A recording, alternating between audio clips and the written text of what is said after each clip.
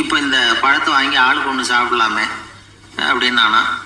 ஆமாம் சாப்பிட்ருக்கலாமே அப்படின்னாங்களாம் மற்றவங்களும். ஆனாலும் திரும்பி போய் அதை எடுக்கணும்னு யாருக்கும் தோணலை. பேசாமல் சோர்ந்து போய் நடந்து வந்தாங்களாம். இருட்டி போச்சு. வழியில் ஒரு கோவில். சரி இங்கேயே படுத்து தூங்குவோம் அப்படின்னா ஒருத்தன்.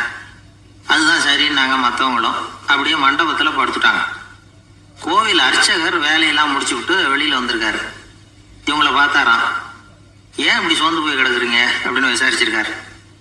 2 நாளாச்சுங்க நாங்கள் சாப்பிட்டு அப்படின்னாங்களாம். அவர் உடனே ஐயோ பாவம் அப்படின்னு சொல்லி பானை, விறகு, அரிசி, தண்ணி எல்லாம் கொடுத்து நீங்களே சமையல் பண்ணி சாப்பிட்டுக்கோங்க அப்படின்னு சொல்லிவிட்டு போயிட்டார்.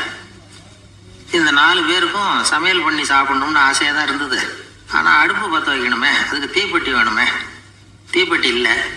இப்போ முழு சோம்பேறி ஆரம்பித்தான். அடுத்தவனை பார்த்து, டேய் கடைக்கு போய் ஒரு தீப்பெட்டி வாங்கிட்டு வாயேன்